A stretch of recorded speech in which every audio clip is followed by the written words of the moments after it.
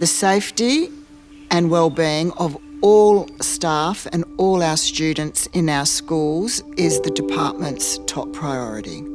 It really is to look after Aboriginal students, their parents and the communities that they come from.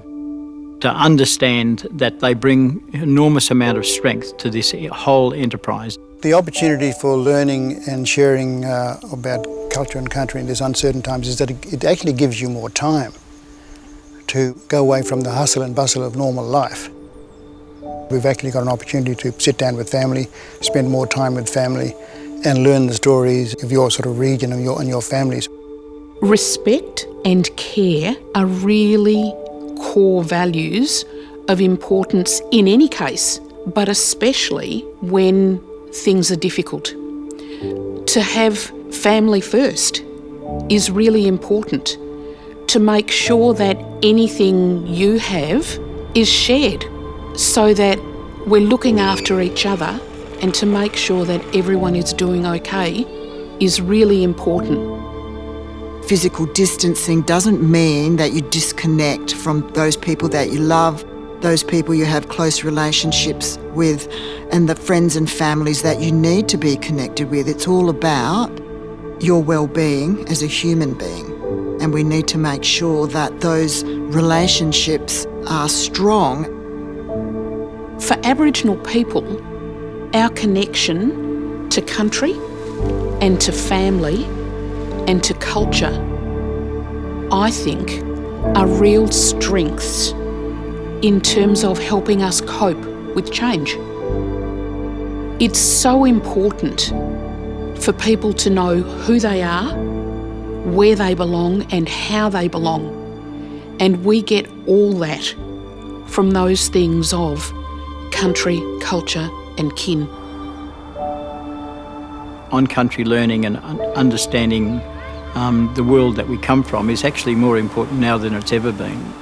You know, in a period like this where there is so much uncertainty and we seem like we're moving on shifting sands, to go back to our roots, I think, is really pretty fundamental. To go back to our connections to family, our connections to country, our connections to the culture that's kept us strong for thousands of years, I think is sort of like an anchoring point. It actually strengthens their cultural identity. For non-Aboriginal people, it's that appreciation and understanding and the cultural responsiveness to who they are with the world themselves. I think on-country learning can support school-based learning is that they both require discipline. To be able to sort of become good at something, you've got to sort of have discipline about it. So you can learn those sort of things, those skills with on-country learning and use them in the classroom as well. Sometimes we have to let our kids know about what the world in broader terms looks like, and we need to be able to craft those messages in ways that doesn't scare them, gives them the facts, makes clear to them about why we are doing the things we're doing, but does it in ways that allows them to still feel protected and supported through that process. One of the things that I think is critical for Aboriginal people, for all people, is education. I see it and I believe it to be the foundation of everything else that we do, in the main because it gives us opportunity. Children need to socialise, especially when there's disruption in their lives.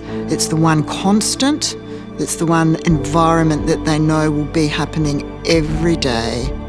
We, in schools, will provide for our Aboriginal families and our Aboriginal children safe places and environments to ensure that the continuity of teaching and learning happens. There are some people who are really struggling in our community, the particular and very important needs of the vulnerable, and it requires us to do more than pay lip service to it. It means that we've got to find creative ways to reach out to people. See, education is like climbing a tree. The higher you climb in the tree, the more you actually see around you and the more you understand. So whether you're learning on country or in a classroom, it's all about how you sort of see the world by climbing this tree. And I think that the things you learn in the country, on country, is a lot different to what you're learning in the classroom. But they both sort of contribute to your sort of intellectual sort of well-being and your sort of wisdom and connection with other people in the end. draw on the elders, because we need to look after our elders and we need to look after our families, and who will then look after our children. We have to take steps every day to make sure that the people we care about know we care. We're in this together. We're in this together. We're in this together. We are in this together.